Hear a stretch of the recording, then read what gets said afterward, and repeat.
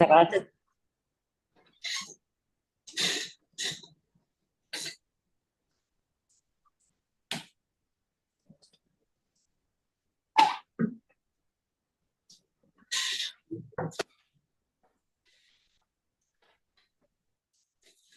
Muy bien, buenas tardes. Vamos a empezar entonces con el panel Comunicación Pública de la Ciencia.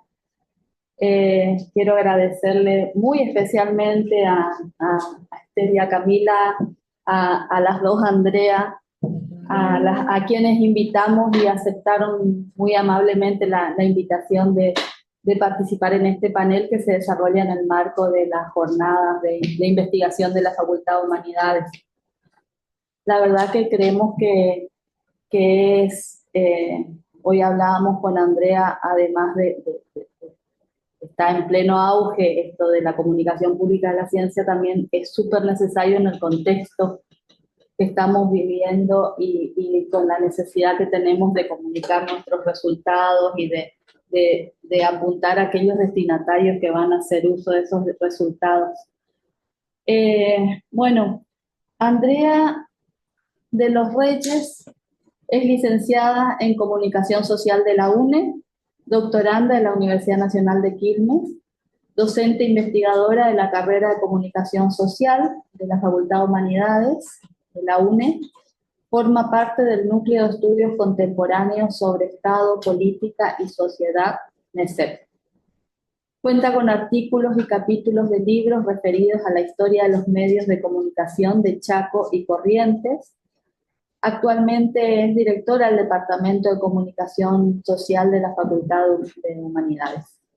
Junto a colegas y estudiantes, lleva adelante Madeja, que es una plataforma digital estudiantil dedicada al periodismo científico, que supongo de algo de eso nos ha de contar. Andrea Bonet es periodista, comunicadora social y especialista en comunicación digital interactiva. Es licenciada en Comunicación Social por la Facultad de Humanidades de la Universidad Nacional del Nordeste. Es especialista en Comunicación Digital Interactiva por la Universidad Nacional de Rosario. Docente de la Cátedra Informática y Sociedad de la carrera de Comunicación Social. Es coordinadora de comunicación del Instituto Chaqueño de Ciencia, Tecnología e Innovación del Chaco, ICTI Chaco, y es directora de Prisma TIC, el primer medio especializado en ciencia y tecnología del Chaco. Esther Lucía Schober es magíster en Antropología Social del programa de posgrado en Antropología Social, es profesora del Departamento de Historia de la Facultad de Humanidades y Ciencias Sociales de la Universidad Nacional de Misiones. Se ha desempeñado como secretaria de investigación y posgrado de la facultad mencionada. Es una destacada docente investigadora por su producción académica de extensión y comunicación de la ciencia. Junto a un equipo de colegas lleva adelante el proyecto editorial denominado El Zarpazo. Bueno, si querés, Camila, vos podés presentarte, ya que no tenía tus datos aquí, brevemente, cuando empiecen su exposición. Bien, gracias. Entonces dijimos que el orden iba a ser Andrea de los Reyes, Andrea Bonet y Esther y Camila cerrarían el panel. Muy bien, gracias. Bueno, gracias, Mercedes. Bueno, yo un poco pedí arrancar, porque me interesaba, aparte de contar lo que ahora vamos a contar sobre nuestro proyecto de Madeja, que es un proyecto que venimos llevando adelante en la Cátedra de Teoría y Método de la Investigación Social. Me servía esta conversación que nos plantearon para hacer como un pensar en un panorama respecto a cómo fue evolucionando la comunicación de la ciencia, el periodismo científico en la región en los últimos años, y también como algunas claves, ¿no? Claves para empezar a ir separando la paja del trigo.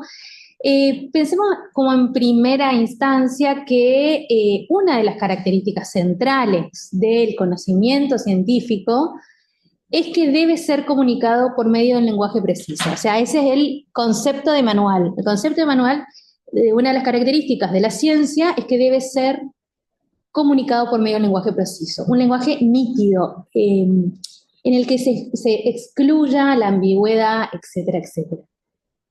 Este lenguaje riguroso eh, debe ser transmitido a través de un canal, un soporte, que sea adecuado, que es lo que nosotros nos convoca hoy, que es la comunicación científica.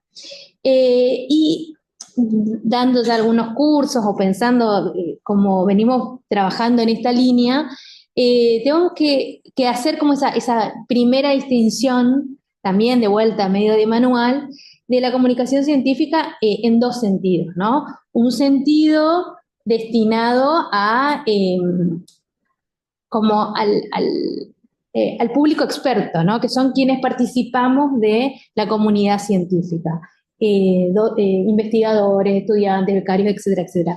¿Cómo ocurre esa comunicación? Ocurre a través de las publicaciones, los congresos, etcétera, etcétera. Todos los espacios como institucionalizados del campo de la ciencia. El otro sentido tiene que ver con un público general, ¿no? Está destinado, la comunicación científica destinada a ese otro público que es el público general, que es sobre lo que va a versar más o menos nuestra charla y entiendo que los colegas que van a presentar van en ese sentido. ¿Qué pensamos respecto específicamente a esta línea, ¿no? La comunicación pública de la ciencia va destinada a un público general constituido mayoritariamente por gente interesada en distintas temáticas vinculadas al ámbito, en algunos aspectos, al ámbito general, digamos, como un interés, una sensibilidad sobre la ciencia en general o sobre algunas cuestiones específicas de la ciencia. Entonces, lo que hagamos tiene que estar pensado para ese público. Hay algunos autores que como que van definiendo con cierta claridad cómo está constituido ese público, que en general hay más gente interesada en la ciencia que la que uno dentro de nuestros ámbitos cree que está interesada. Bueno, de Semir sobre todo dice, en general el público interesado en la ciencia es un público que termina la secundaria, trabaja de cualquier otra cosa que no tenga necesariamente que ver con el ámbito universitario, etcétera, pero le interesa la naturaleza, le interesa la salud, etcétera. Entonces hay ahí un público al que le podemos hablar. Y la comunicación pública de la ciencia apunta a ese público y en específico es esta idea dice de sacar del cajón lo que el científico o la científica investigó. Vamos a hacer una nueva distinción dentro de esta comunicación de la ciencia nuevamente. Dijimos, una parte destinada al público experto, que es donde se cobra sentido la ciencia, en el sentido de que es donde se evalúa que algo tenga validez o no, que entre los pares evalúan que esa es la primera distinción que hicimos, el público experto, público general. Dentro de la comunicación pública de la ciencia general, dentro de la comunicación de la ciencia destinada a un público general, vamos a encontrar una comunicación pública que hacen los investigadores y otra comunicación más vinculada al periodismo científico, que lo hacen los comunicadores y los periodistas. El periodismo científico, voy a leer muy brevemente una definición muy cortita y después una frase que me gustaba para poner para la presentación. El periodismo científico consiste en explicar con claridad, de vuelta a lo del lenguaje nítido, quitando todo lo engorroso, ¿no? Tratar de traducir lo más posible sin perder rigurosidad, pero explicar con claridad qué y cómo se produce ciencia, los resultados, los desafíos que se está buscando, etc. Ana María Vera, que es una referente argentina de periodismo científico, decía, el periodismo científico no se trata meramente de rescatar logros y resultados, sino también en señalar en qué condiciones se produce ciencia. Por ejemplo, vinculados a intereses políticos, económicos o corporativos. Entonces, ahí de vuelta, no va a ser el periodismo científico en general no va a ser un investigador socializando su trabajo, sino un periodista, un comunicador haciendo periodismo científico, que implica no solamente socializar lo que se está produciendo, sino también ponerlo en contexto, ponerlo en vínculo con una crítica, hacer periodismo. Entonces, esa distinción también me parecía relevante ponerla antes de empezar a contar, porque tiene que ver con lo que nosotros estamos haciendo desde nuestro espacio. Y después, como muy por arriba, muy escuetamente, pensaba en cómo se fue desarrollando el ámbito de la comunicación de la ciencia y del periodismo científico en nuestra región en los últimos 10 años, 5 años. Ha tenido un muy importante desarrollo y yo fui como marcando algunas líneas, ¿no? Por ejemplo, lo primero que vimos fue en el campo profesional. ¿Qué quiere decir? Que instituciones como la universidad,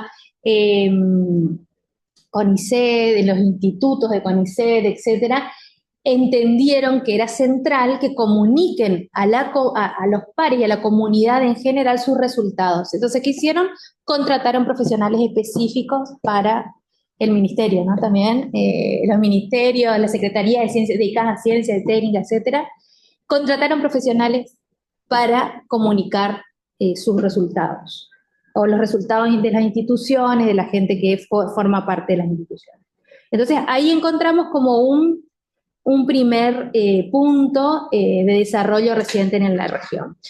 Después también encontramos redes institucionales, ¿sí? Redes institucionales,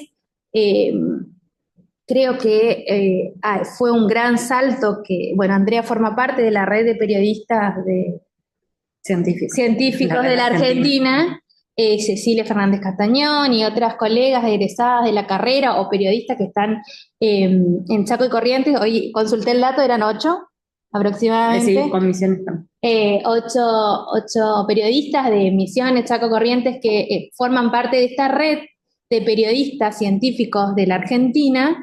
Y esa interacción también tiene una implicancia para la región, ¿no? Porque entonces hay temas, hay discusiones, etcétera, que trascienden la red. Pensaba también en los espacios de socialización pública de la ciencia, que también se van incrementando. Misiones, lo menciono, están ahí las colegas, seguramente sé que participaron en algunos espacios, Mate y Conciencia, Café Científico, había otra jornada de cerveza y ciencia, siempre parece que hay una bebida ahí involucrada. Bueno, pero también los colegas presentaron, por ejemplo, presentaron en un bar su libro, que era un libro sobre la tesis, pero presentaron en un bar siempre con esta propuesta de, bueno, salir de la caja, salir de la institución. Que seguimos, ¿no? Entonces, ¿cómo se va sofisticando el campo de la comunicación de la ciencia y el periodismo científico? Con, por ejemplo, medios especializados. Ahora va a hablar Andrea, después hay otros medios especializados que se están realizando, se están llevando adelante en la región, que tienen que ver específicamente con el periodismo científico.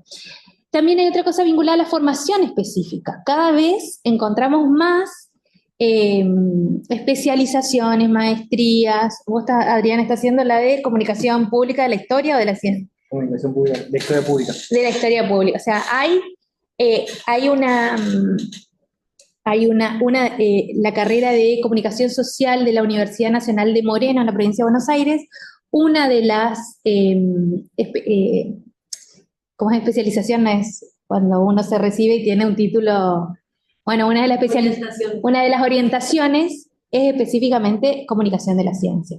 Entonces, vaya que es un campo que está en pleno desarrollo. Y por supuesto, bueno, estos espacios de intercambio, como por ejemplo el año pasado con las colegas acá con Benedetí y otras colegas de Misiones, de Jujuy, se armó una red muy interesante y unas jornadas muy interesantes de intercambio sobre comunicación científica y periodismo científico. Entonces, bueno, en ese escenario en el que nosotros vemos que hay un desarrollo importante, hay público, hay audiencia, bueno, ¿cómo formamos nosotros a los futuros profesionales? Yo estoy en la cátedra de Teoría y Método de la Investigación Social, una cátedra que todo el mundo ama porque es súper fácil, etcétera.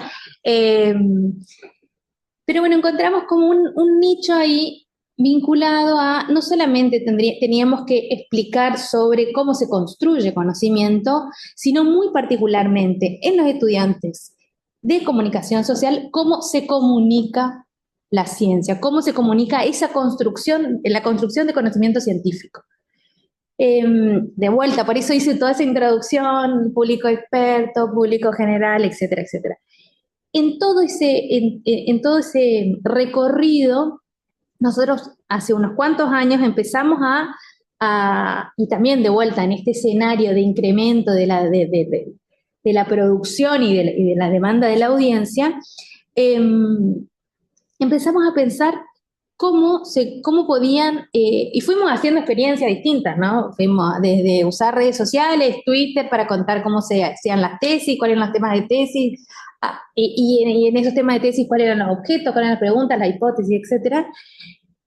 Fuimos desarrollando esa línea de trabajo hasta que hace 3 años, este es el tercer año, surge este proyecto en el aula. Realmente fue, bueno, nosotros digamos, en el aula, esto surgió en el aula, se desarrolló lo mal, bien, poco, mucho en el aula, con el grupo de estudiantes. Bueno, ¿quieren que hagamos una página? ¿Quieren que hagamos esto? Nosotros, la actividad práctica el trabajo práctico era un artículo científico, un artículo de periodismo científico. Que era, ¿para qué le buscábamos que hagan un artículo de periodismo científico? Porque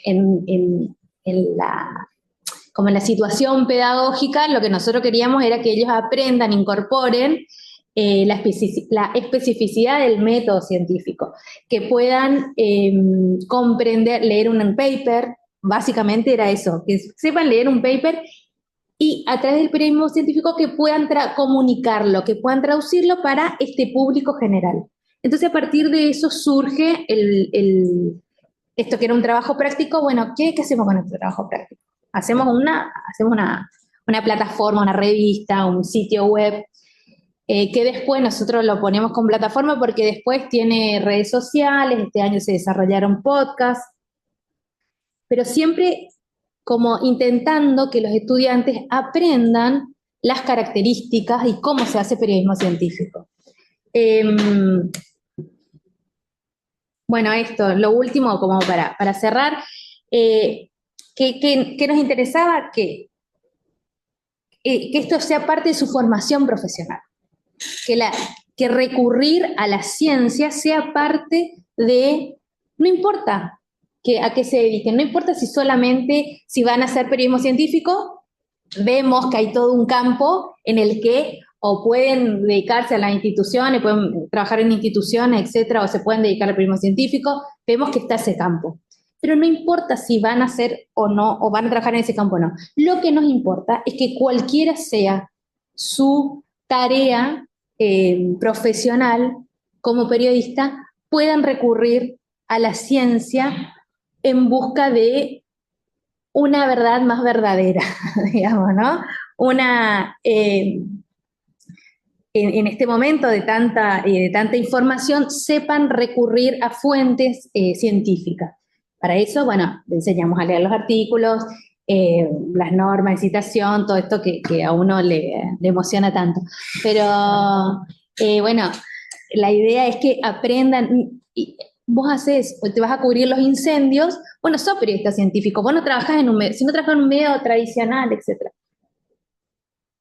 Un medio general de comunicación masiva, pero vos sabés que una de tus fuentes puede ser o un científico, o pueden ser artículos académicos, etcétera. Entonces, ese era también como no solamente que aprendan los rudimentos del periodismo científico, sino también que pueden recurrir a la ciencia como una fuente. Y una cosa más, ¿qué es lo que hace tan potente este proyecto? Y que decir que jóvenes de 20 años estén entusiasmados por algo es un montón, y les entusiasma muchísimo. La verdad que les entusiasma y después nos lo dicen, digamos, discutir sobre los temas contemporáneos. Y no son temas que nosotros se los servimos, sino, bueno, ¿qué te interesa? ¿Qué les interesa? ¿Qué les interesa? Y vamos a discutir con fuentes confiables sobre esto. Vamos a construir nuestro artículo de periodismo científico, vamos a construir nuestro podcast con fuentes confiables sobre el tema. ¿Te interesa Boca? Vamos a trabajar sobre Boca. Entonces, bueno, ahí hay, eso es una de las potencialidades que más nos resultaron interesantes de este proceso. Y los aprendizajes en el aula, esto menciona así muy rápidamente, que todas las decisiones son colectivas, hay una división de tareas, que bueno, esto también genera polémica, porque algunos hacen mucho y otros hacen menos, pero bueno, entre ellos, bueno, ¿cuáles son tus... ¿a qué te dedicas? ¿Te gustan las redes sociales? Vamos con las redes sociales, hace edición, foto, etcétera. Entonces, todo eso es colectivo, hay una discusión colectiva permanente. Y hay una articulación todo el tiempo compleja, pero sobre la que estamos atentas todo el tiempo con el contenido teórico. Si nosotros volvemos todo el tiempo sobre, bueno, si lees este artículo, ¿dónde está el objeto? ¿Dónde está la pregunta de investigación? ¿Cuáles son las hipótesis? Volviendo más atrás, pienso yo en nuestro programa, que decíamos hoy, un periodista científico no solamente debe presentar los resultados, sino también poner en tensión de cómo se produce ese conocimiento. Bueno, nosotros damos digamos, básicamente hay una tensión ahí sobre cómo se produce el conocimiento y las características para la construcción del conocimiento. Y el resultado final es, bueno, es esta plataforma que está en el aire con las temáticas que a los estudiantes les interesa, etcétera, etcétera. ¿Cómo es así la muestra ahí? No, es re largo. Bueno, esa es una de las cuestiones pendientes. De las deudas. Claro, una de las deudas era porque, por ejemplo, y es más, eso fue el cierre, uno de los cierres fue, se hace con Google Docs. Entonces no tenés el nombre. ¿No tenés? Sí. Y ahí puedes entrar, por ejemplo, con mismo, está lindo el Instagram. Ahí está. El Instagram está muy lindo. Pero, por ejemplo, hicieron el logo, ellos hicieron el logo. ¿Qué sí?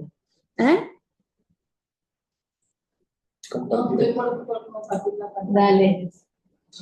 Bueno, ese es el Instagram, que es lo que más movimiento tiene. Bueno, y este año lo que se hizo, bueno, y ahí están todos, bueno, ahí están las versiones anteriores. Este año, está la portada de este año. Y la verdad que nos da muchísimas satisfacciones los estudiantes, después al final del recorrido, cuando hacemos las encuestas, es como una de las cosas que más les entusiasma, y que podamos articular de vuelta una materia que es compleja, porque metodología, nosotros damos una buena parte sobre epistemología, les resulta complejo porque antes en el cursado nuestro no hay. Entonces, llegar a cuarto año, le resulta complejo estar hablando sobre la distinción de los tipos de conocimiento, etcétera. Pero lo podemos articular muy bien con esta experiencia práctica. Y bueno, y los resultados, bueno, estos son por ahora. Acá está, si querés ir pasando, lee un poquito. Todo, la estética, este año hicieron un manual de la marca. Qué bueno. Sí, porque no teníamos o sea, todos los años era, ¿y cuál era el correo? ¿Y cuál era la clave para el Instagram? Bueno, entonces este año hicieron un manual de marca, fíjense los colores que se mantienen, el estilo de las ilustraciones, etcétera. Lo que nos queda pendiente es cambiar, ¿no?, el soporte de la plataforma, y bueno, y también ahora hay una iniciativa para ver si podemos ampliar este proyecto. Bueno, eso era más o menos lo que le quería contar. Creo estar en tiempo y forma.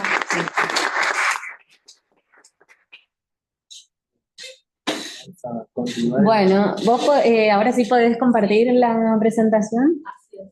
Bueno, yo armé algo para contarles rápidamente acerca de la experiencia de Prismatic, que es un proyecto que ya cumplió un año, que es el primer. La idea es la propuesta, y ahí estamos tratando de ver si podemos compartir la pantalla nada más para que puedan ver, pero bueno, básicamente esto surgió porque yo venía trabajando con temas vinculados a la comunicación científica. Desde el 20, 6 de cada 10 argentinos que respondieron en temas vinculados a la ciencia y la tecnología. Esto que decía Andrea, ¿no? De que por ahí es un número más alto del que yo me imaginaba de las personas que tienen interés en estos temas. Y el otro dato que me llamó la atención es que más de la mitad de las personas que respondieron la encuesta decían tener poco o nada de información al respecto. Entonces, ahí me parecía que estaba bueno como hacer algo con esto, ¿no? Por un lado hay interés y por el otro lado dicen que falta información. Entonces, bueno, ahí surgió esta propuesta de pensar en una alternativa. Bueno, yo ahí también compartí la pantallita esta del último estudio. Este se publicó el año pasado, es súper interesante porque está segmentado por provincia. En el caso del Chaco, siempre comparto este dato porque más del 80% de las personas consideran que la ciencia es importante para mejorar la calidad de vida de las personas, aún en este contexto donde parece que estuviera mal vista la ciencia, ¿no? Esto se hizo hace poquito, se publicó a finales del año pasado, y la encuesta, o sea, la toma de la información se hizo en marzo, abril, creo, del año pasado. Inclusive, por ejemplo, en el caso de Chaco, que es la provincia que yo trabajo, está arriba del promedio nacional, que es del 80%, nosotros tenemos el 83%, y está arriba del NEA, digamos que la mayoría está entre el 81 y 82%. Bueno, entonces un poco con esta idea de pensar del interés, seguíamos como tratando de ver, bueno, ¿por qué hacer un proyecto vinculado a la comunicación de la ciencia y al periodismo científico? Porque un poco Prismatic es un poco de esto, y ahora vamos a ver de las dos cosas. También asimilábamos esto, ¿no? De que el derecho a la ciencia está dentro de los derechos humanos, que así está considerado en la Declaración Universal de Derechos Humanos, justamente habla de esto de que todas las personas tienen derecho a participar en lo que refiere al progreso científico, a los beneficios que de él resulten. Y después hacernos la pregunta, ¿no? Más allá de esto del derecho humano, ¿es importante que el conocimiento científico llegue a la mayor parte de las personas? Y bueno, ahí empezamos a pensar que claramente sí era importante, porque bueno, la ciencia nos permite entender el mundo en el que vivimos, no solo el presente, sino el pasado, de alguna manera hacer posibles lecturas del futuro, nos ayuda a abordar esos desafíos, aporta la ciencia mejoras significativas en la calidad de vida, y por eso nosotros creíamos que lograr de alguna manera contribuir a que haya un mayor acceso al conocimiento científico iba a permitir que las personas puedan tomar mejores decisiones, tanto individuales como colectivas, y que esto se traduce de alguna manera en tener una sociedad más informada, igualitaria, participativa, que está comprometida con los asuntos que se investigan y con los trabajos que se hacen. Bueno, en el momento de pensar esta propuesta, en el Chaco no existía ningún medio periodístico especializado en ciencia y tecnología.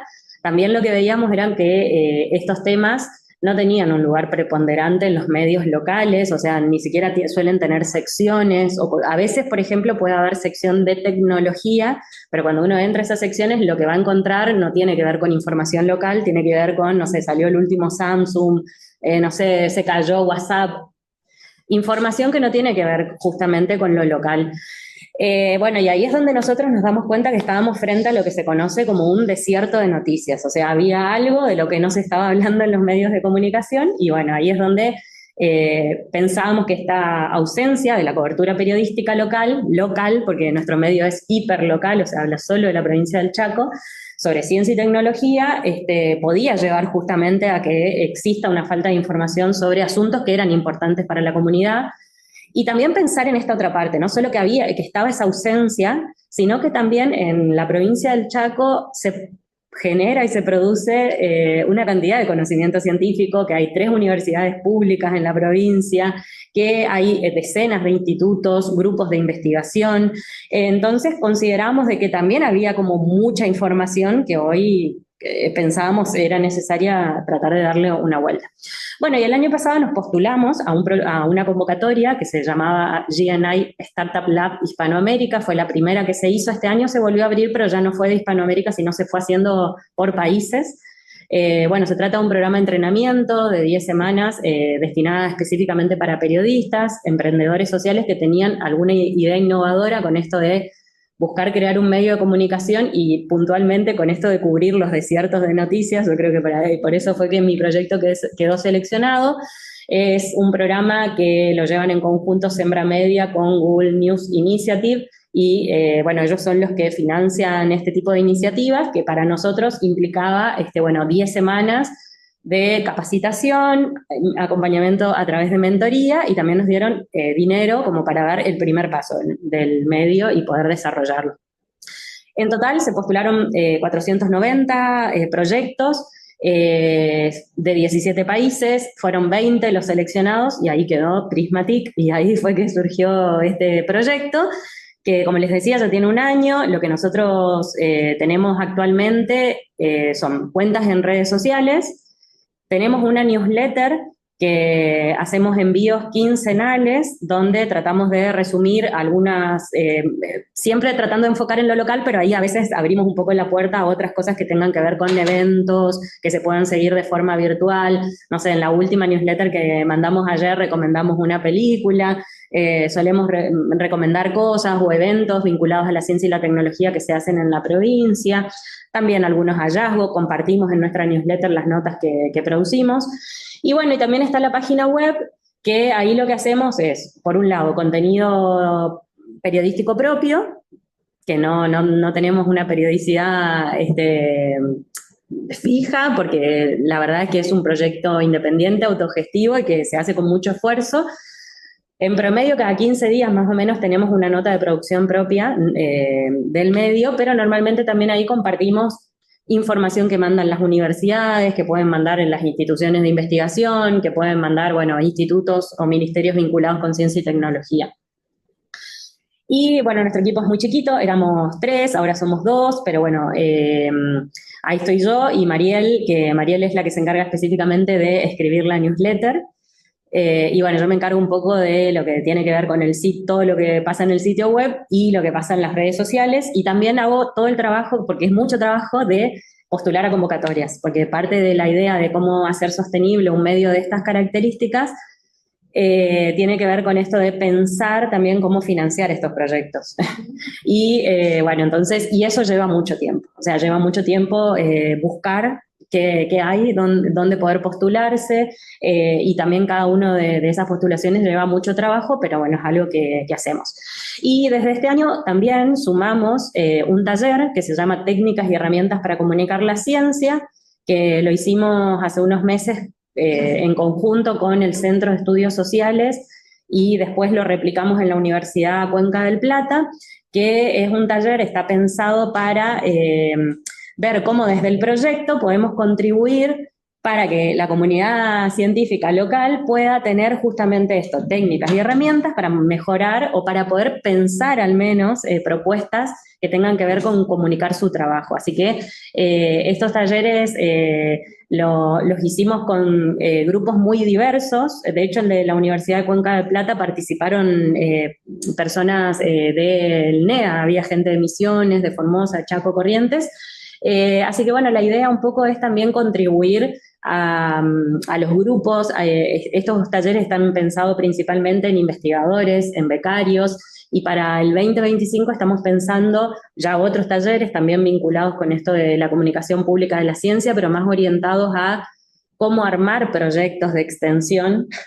La idea sería que en ese taller cada participante se lleve un proyecto de extensión que tenga que ver con esto de comunicar públicamente la ciencia para públicos no especializados, siempre eso es lo que nosotros trabajamos. Y la idea también sería incorporar para el año que viene, si todo sale bien, una opción de servicios, que Prismatic pueda brindar servicios tanto a empresas locales de tecnología como a institutos, grupos de investigación en cuanto a trabajo de consultoría, mentorías, asesoramiento profesional, así que bueno, eso estamos tratando de sumar y también si nos da el cuerpo, porque somos muy poquitas, tratar de armar algún taller que tenga que ver específicamente con el periodismo científico y apuntar ahí más a profesionales y a estudiantes. Así que, bueno, ahí les dejo el código QR. ¿Sabes qué? Si no te molesta, te quiero pedir si podés hacer clic en el código QR, pues yo le puse el enlace, justamente porque lo único que quiero mostrar es que hay diferentes maneras de interactuar con Prismatic. ¿No? Ahí les dejo varios enlaces, pero bueno, uno es el sitio, otra opción es la de suscribirse a nuestra newsletter. Algo muy importante también para un medio autogestivo es que puedan apoyar este proyecto. Nosotros el único ingreso que tenemos hoy por hoy son los cafecitos, así que si alguien se copa y quiere comprar cafecitos, es la forma que tiene para poder ayudarnos. Y también tenemos un formulario para aquellas personas que trabajan hoy en investigación científica y que quieran divulgar su trabajo a un público no especializado. Entonces ahí hay un formulario que nos completan los datos y vamos con esas personas y vamos haciendo notas sobre esos trabajos que es todo.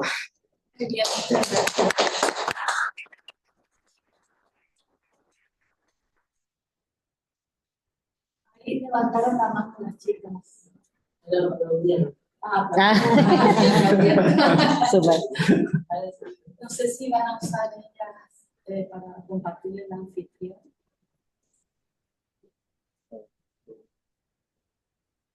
Sí. Le solicitamos para compartir pantalla un permiso que nos piden. Sí.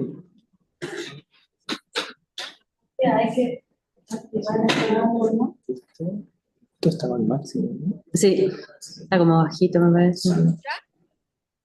Al máximo. Ahí le avisamos a...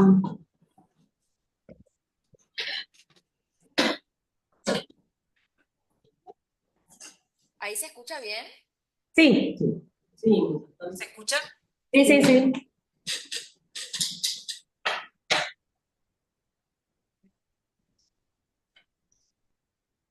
Quedó el enlace. Sí, quedaba pendiente mi presentación. Ah, Mi nombre es Camila Carballo y brevemente soy profesora de historia y soy profesora aquí en la Facultad de Humanidades de una materia del trayecto de formación docente de práctica profesional 2 y por ahí viene mi vinculación con el proyecto El Zarpazo. Ahí se ve bien la presentación. Se ve perfecto. sí, se ve bien. Ok, bueno, eso nomás por ahora y ahí ya comenzamos. Bueno, empiezo yo. Bueno, en primer lugar, muchísimas gracias por invitarnos a participar de este panel. Realmente estamos muy, muy contentos por eso. Una breve aclaración también. Hoy cuando me presentaron dijeron que yo había sido secretaria de investigación y en realidad yo fui directora del departamento de historia. Así que bueno, quería hacer esa aclaración porque no he sido secretaria de investigación. Se ve que hubo ahí alguna confusión. Bueno, y paso directamente a hablar sobre nuestro proyecto, nuestro grupo editor, que se constituyó aproximadamente a partir de, voy a ir pasando, a partir de 2017, 2018. Inicialmente éramos un grupo de estudiantes, docentes y graduados de la carrera de Historia, del Departamento de Historia de la Facultad de Humanidades y Ciencias Sociales de la UNAM, No, que, si puedes correr. Bueno, ¿ellos corren? que no sé si se me escucha bien, sí, que nos habíamos constituido, digamos, con el objeto de dar respuesta a una demanda que surgió de los graduados del profesorado en la carrera, que demandaban materiales para enseñar la historia regional en la escuela secundaria, ¿no? Y en los institutos de formación superior. Y bueno, trajimos aquí una foto del primer grupo en el que no queremos dejar de mencionar a quien fue parte también de este equipo, que era el profesor Héctor Jaquet, Esther, que disculpa. motorizó inicialmente. No sé si Sí, escuchás, pero si podrías poner la presentación, porque nosotros vemos como, viste que hay un botoncito que abajo a la derecha que parece una computadora, no sé si lo ves, es el tercero de tres que están juntos. Ahí pasa, ¿lo ven abajo o no? Al lado del, Del porcentaje. Para poner en modo de presentación la propuesta. ¿Qué, Ah, no la qué, están viendo. qué dice ahí? No, sí, la vemos. Lo que te digo es que no la vemos en el tamaño completo de la pantalla. O sea, vemos por pedacitos y vemos las diapositivas al costado. Ahí está. Ahí está. Ese. Ah, pensé que estaba puesto. ¿Ahora sí? Ahí está medio lento, pero no sé si...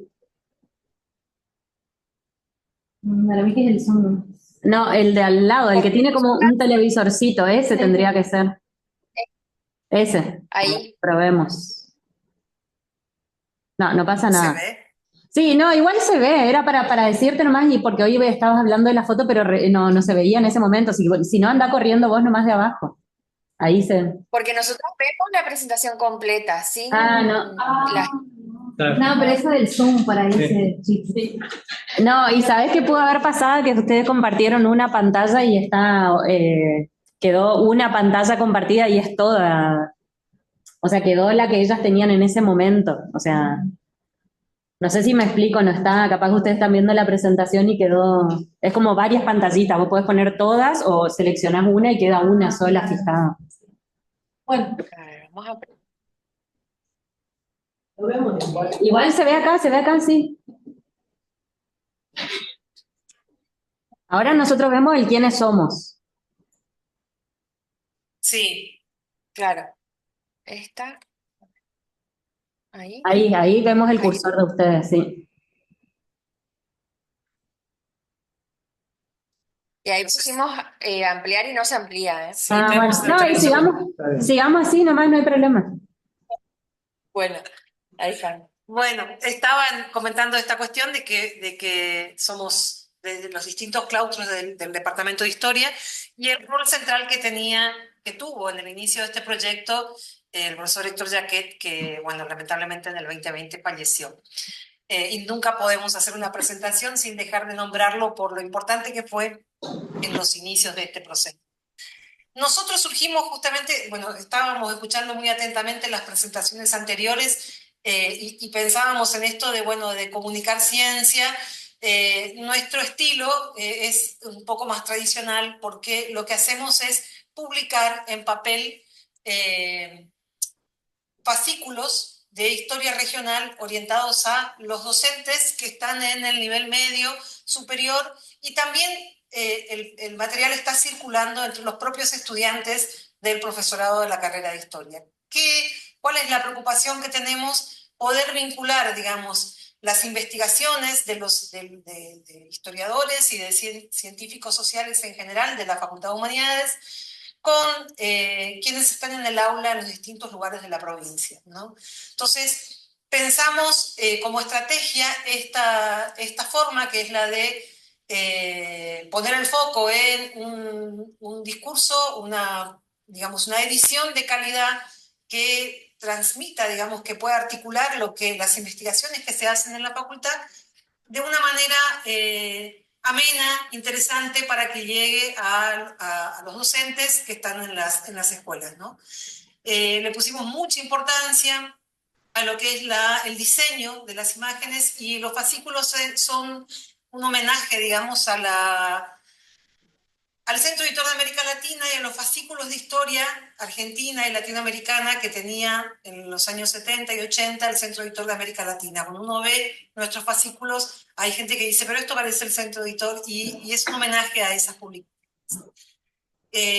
Así que para nosotros es clave, digamos, no solamente comunicar ciencia de calidad, sino también ver cuál es la forma, el diseño, el formato que adquiere y cómo eso llega a quienes están en el aula, ¿no? Nosotros trabajamos inicialmente, el proyecto surgió con la idea de pensar 6 fascículos de historia regional, y en el camino nos adentramos a hacer algunas cosas más, como por ejemplo una colección de textos, que ya llevamos 2 publicados, que se llama Textos Imprescindibles. Así que bueno, les vamos a comentar un poco de qué tratan estos fascículos y los textos imprescindibles.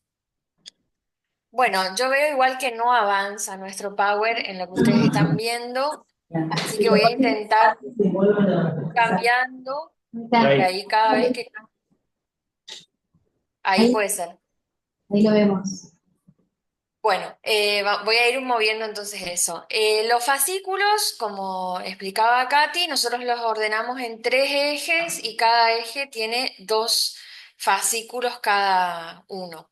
A su vez tiene tres artículos cada fascículo y tienen otras partes que les vamos a comentar más adelante, pero estos son los ejes que inicialmente en el proyecto que habíamos presentado, donde nos habíamos presentado a una convocatoria del PROFAE para obtener el financiamiento, son los ejes que habíamos construido de los 6 fascículos y ahora realmente ya estamos pensando en otros fascículos y en otras propuestas porque, por un lado, a partir de la publicación de los distintos números, se refuerza esta necesidad de tener materiales actualizados, científicos, con un lenguaje que se aproxime un poco más a lo que se puede trabajar en las escuelas secundarias.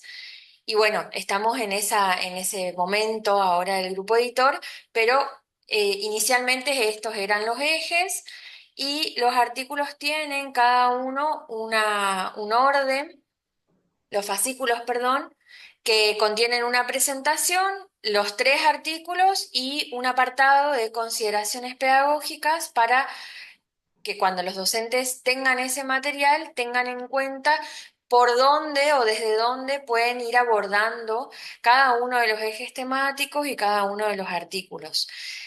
Generalmente los fascículos son de 32 o de 36 páginas y bueno, nosotros decidimos seguir publicándolos en formato impreso, por ende se adquieren solamente, por lo menos por ahora, en ese formato y ahí debería avanzar hacia Ujú. la presentación del fascículo número 1, que está la tapa del fascículo y los tres autores iniciales.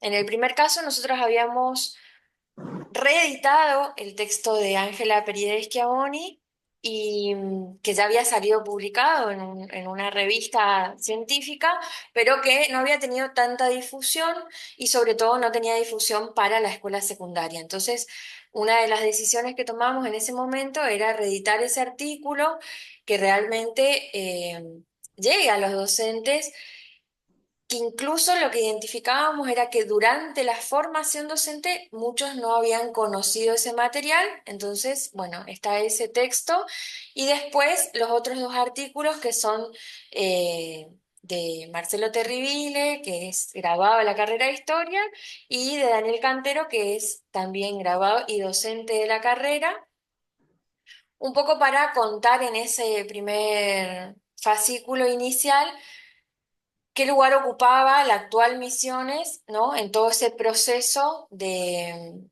revolución, cuáles eran los sectores sociales que no eran nombrados, y en el caso del artículo de Ángela, por ahí pasaba un poco más el límite temporal que nosotros habíamos establecido, pero que justamente contaba todo este proceso de doble extrañamiento que sufren los guaraníes en eso que se titula, bueno, el paso del guaraní reducido al peón rural.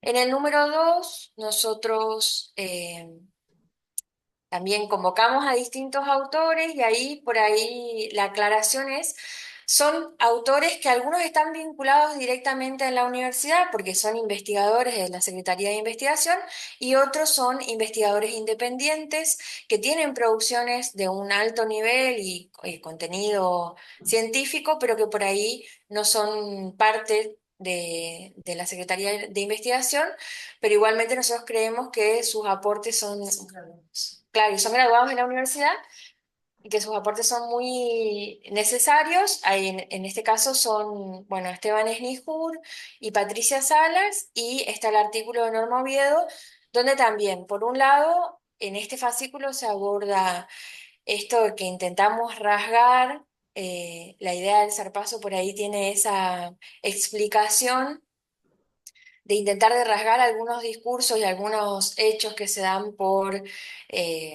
consolidados de la historiografía oficial, como por ejemplo el espacio vacío o de ciertos sectores sociales que no aparecen directamente, ¿no?, convocados en los discursos científicos. Y en el caso del artículo de Esteban Esnijur, aborda el poblamiento de otra franja del territorio que por ahí no es tan justamente abordada, que es toda la parte del Uruguay y la zona centro-sur. A ver si ahí se avanza.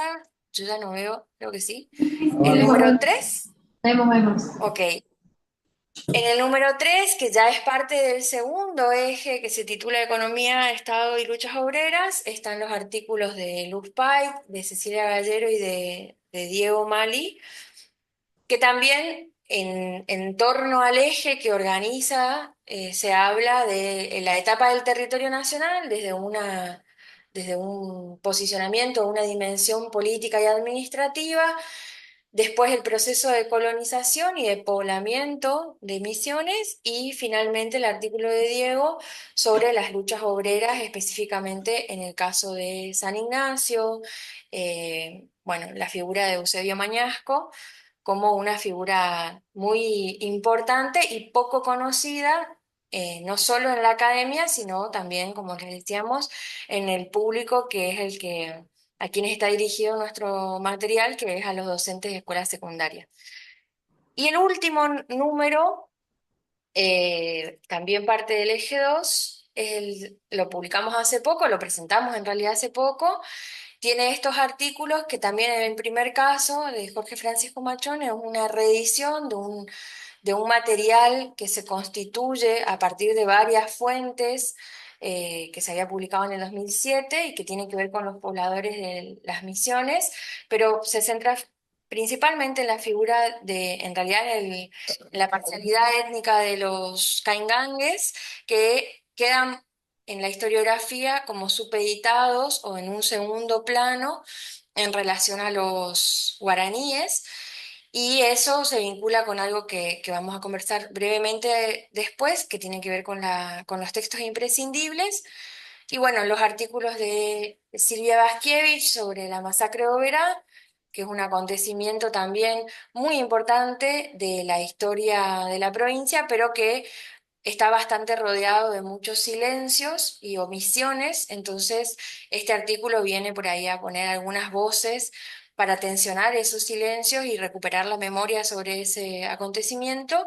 Y el artículo de Carlos, que se centra en la dimensión económica de la etapa del territorio nacional, viendo un poco las políticas económicas en relación a la distribución de tierras y el poblamiento, cuál es el impacto de esas políticas y cómo se va configurando lo que posteriormente va a ser en la actualidad la matriz agroindustrial de la provincia.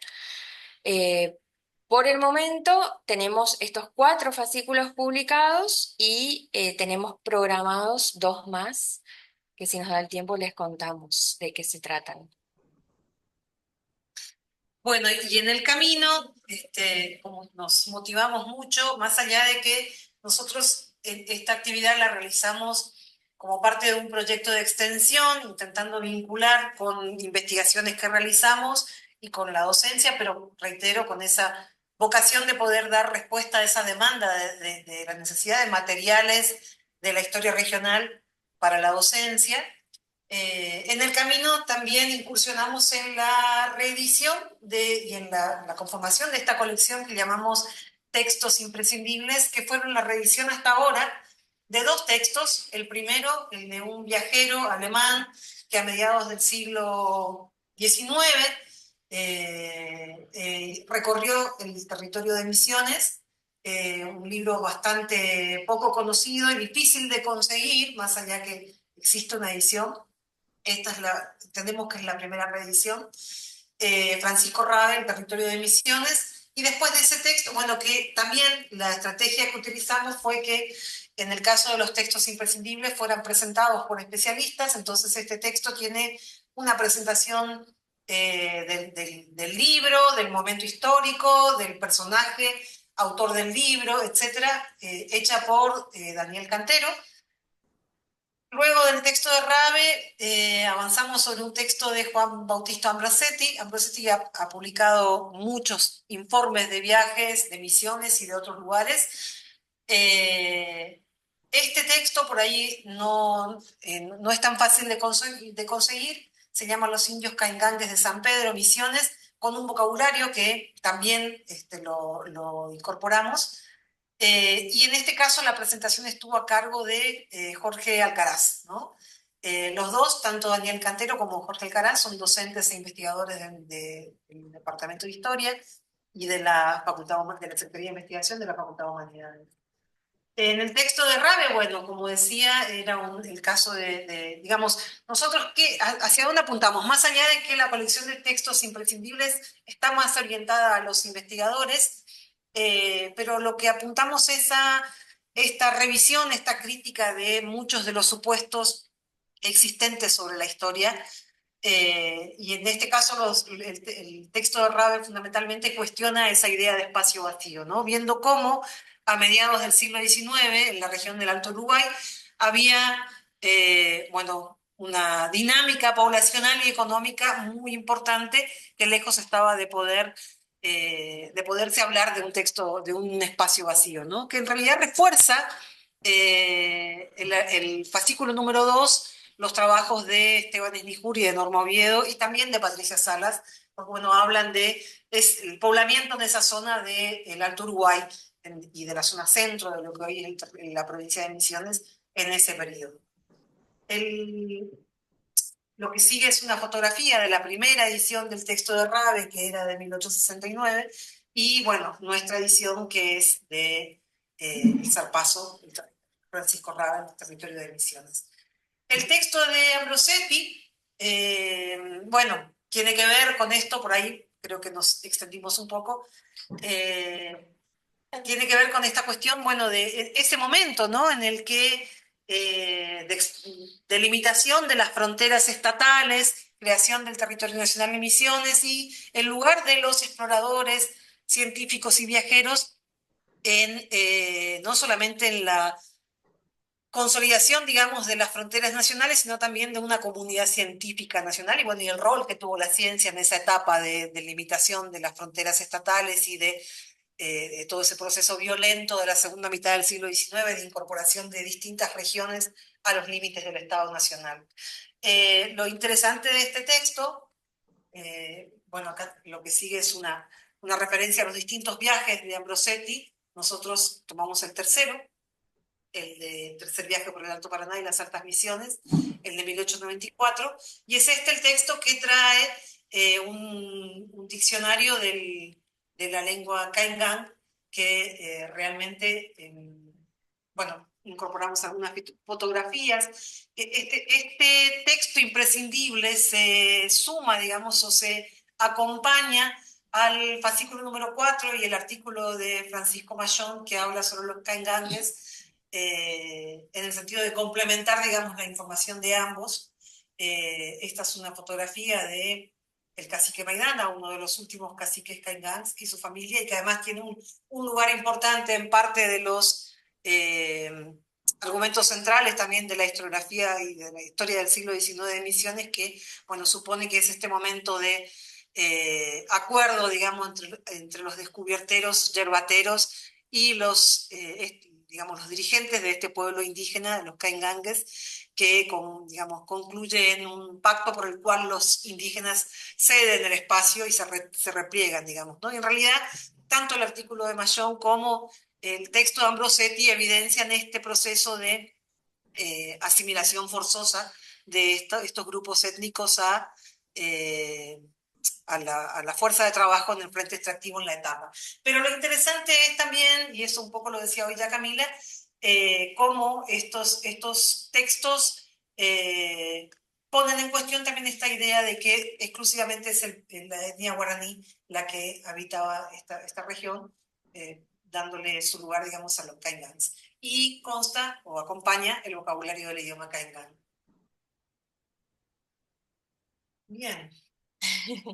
Que dicho sea de paso, una de las cosas que también recuperamos al publicar estos textos es esta parte que es poco conocida y que de la cual casi no quedan vestigios más allá de este tipo de producciones, de la ocupación de estos pueblos. En realidad el momento en el que estuvieron poblando, sobre todo esa zona de San Pedro, en la provincia de Misiones ya no hay, pero sí hay por ahí en la parte brasilera, digamos. Entonces, tenemos ahí ese vocabulario que es una parte, porque el vocabulario es muy extenso, con todos los signos fonéticos y todo lo que representan, que por ahí nos parece interesante tenerlo presente, recuperarlo y acercarlo a los investigadores, porque justamente si no se termina perdiendo.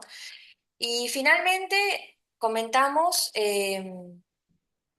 cómo llegamos con estos materiales a los y las docentes de escuelas secundarias, que tenemos estos circuitos de distribución que tienen que ver, por un lado, con las publicaciones en redes sociales y la participación en jornadas como esta y en una serie de jornadas que venimos justamente involucrándonos y de alguna manera contando de qué se trata el proyecto para justamente llegar a más gente.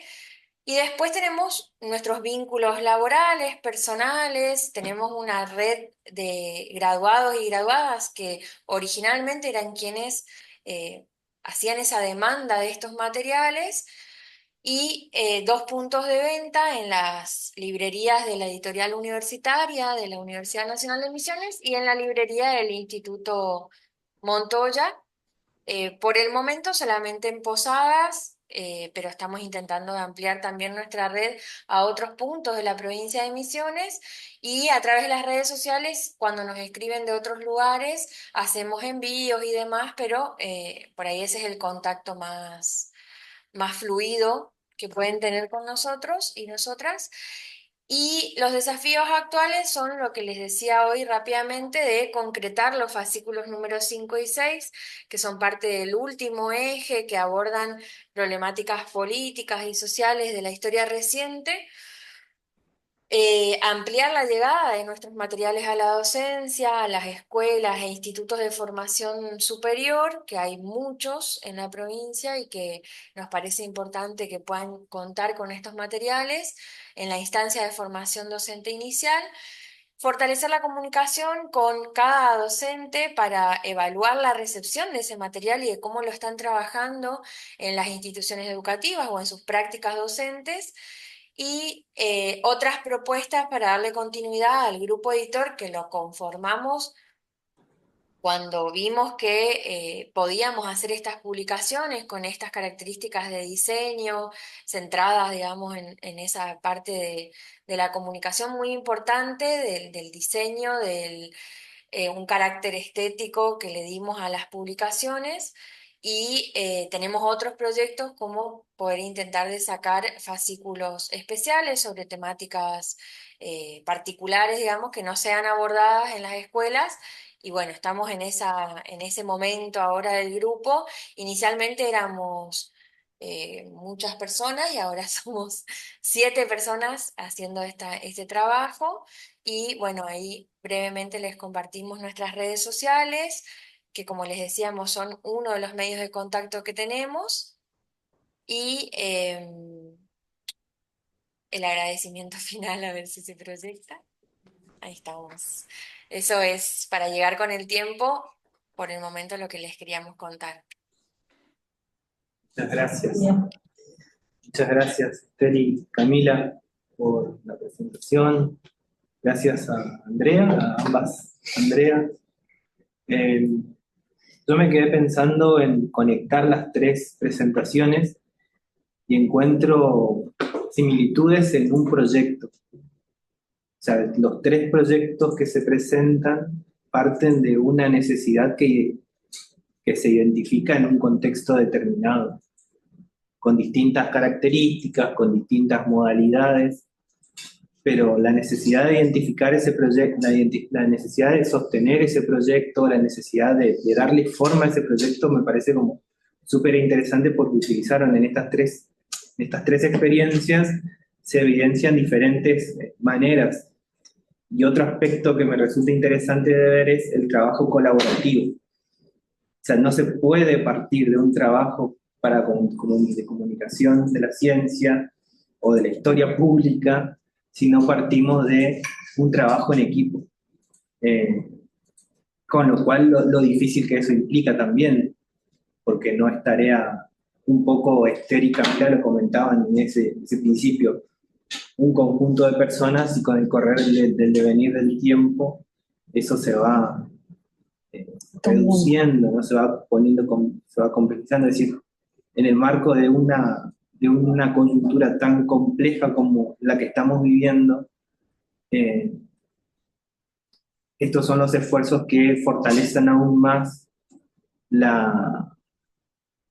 lo que desarrollamos en la universidad, ¿no?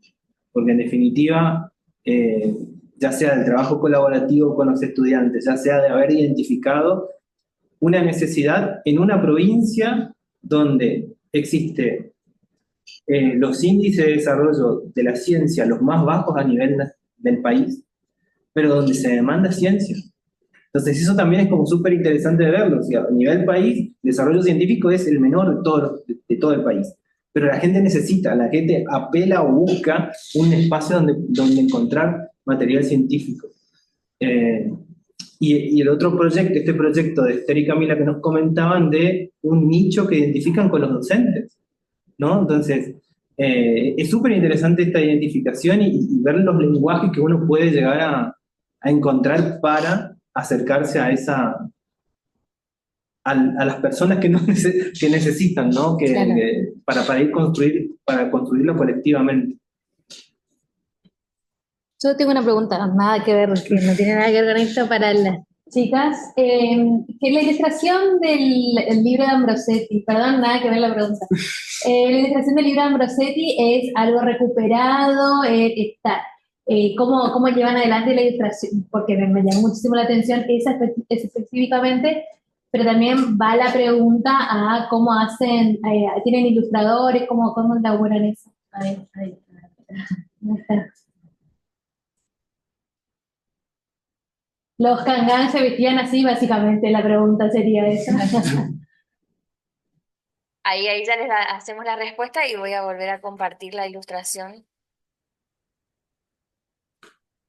para ver si es la de la tapa del libro.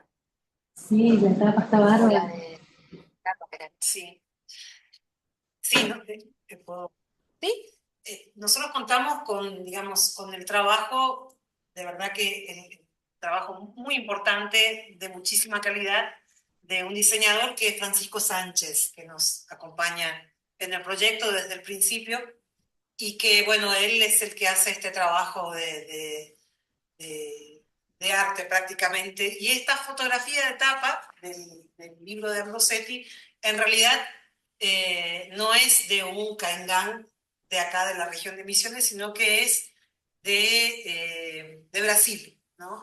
La ilustración de tapa pertenece, les digo como dice en el libro, Coroado in Festschmuck, o sea, extraído de una revista que se llama Globus Illustrierte Zeitschrift, en alemán está, del año 1908.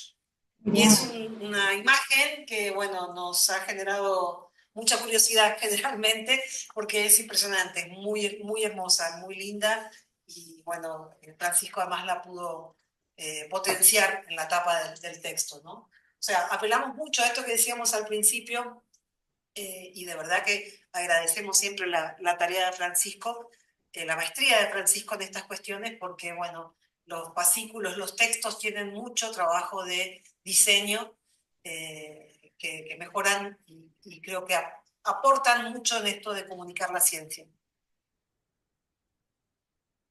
Gracias. No sé si... Si ellas adaptan porque como vas dirigido a docentes, se hace un trabajo con... ¿Se escucha? Capaz que si te venís más cerca acá. Sí. No, sí, como el trabajo que hacen va destinado a docentes, si hay un laburo con esto que yo entiendo que son artículos académicos, y que si eso lo pasan de alguna forma pensando en el tipo de público que es un docente que tiene que adaptar eso a su vez para un trabajo en el aula, si hacen como una traducción o trabajan de alguna forma ese texto. ¿Sí? ¿Quién les paga? Claro, en realidad, ¿Quién les paga la publicación de los artículos? ¿Sale por la editorial o cómo lo hacen? no, en realidad nosotros cuando encargamos, porque eso no nos olvidamos de decir, los artículos son, salvo los que son reediciones, que son el de Ángela Perier Schiavoni y el de Francisco Machón, los otros artículos son encargados específicamente para estos fascículos, entonces ahí ya a los autores y a las autoras se le da una serie de consideraciones de por dónde puede ir la escritura, ¿no? Y con algunas pautas, sobre todo para la edición. Entonces ya hay ahí un primer abordaje que son los propios autores que tienen que hacer el esfuerzo de pensar algo para comunicar lo que están produciendo, que por ahí era lo que decía hoy Andrea al comienzo. Para cierto público más especializado, ¿no? No son artículos que se desprenden de un paper para una ponencia, digamos, sino que son producidos específicamente para los fascículos y además nosotros tenemos un apartado de consideraciones pedagógicas que los escribimos nosotros una vez que tenemos todos los artículos donde vamos justamente presentándole a los lectores oportunidades de por dónde pueden encarar el trabajo en el aula, porque ahí es una aclaración muy importante, los materiales son para los docentes, no son materiales para ser traducidos o transpuestos directamente al aula, sino que el ejercicio también está en que los docentes, conociendo a sus grupos y a sus contextos, puedan hacer esa traducción nuevamente para presentarle a sus estudiantes y ahí las consideraciones son como eso, una especie de guía o de propuesta de por dónde pueden encarar la tarea y después habrán otras formas, ¿no? Y algo que no dijimos, que no dije yo, es que en el número 4 también elaboramos una periodización, una línea de tiempo que abarca distintas dimensiones de la etapa del territorio nacional de Misiones y que eso sí puede ser un recurso por ahí más directo para trabajarlo con los estudiantes, que también nosotros vamos desarrollando esta idea del proyecto y haciendo ajustes en relación a las devoluciones de los docentes. Una cosita más en atención a esta pregunta también es que de alguna manera, o sea, vamos a aprovechar la oportunidad para agradecer a todos los autores y autoras que han colaborado con nosotros hasta ahora, porque de alguna manera todos se han puesto la camiseta militante de hacer este esfuerzo por comunicar lo que se investiga y que esto llegue a las escuelas, porque además hay digamos, una escasez de materiales para la escuela, o sea, es todavía un debe para la universidad esa política. Así que bueno, realmente es un proyecto que ha movilizado, o sea, los autores y las autoras han respondido también a esta convocatoria, haciendo un esfuerzo por, bueno, atender a cuál es la demanda y proveer un material que llegue, ¿no? Que llegue, que sea de calidad, pero que llegue, que no tenga esta complejidad que a veces tienen las tesis o las investigaciones o un libro entero sobre un solo tema. Esto está más pensado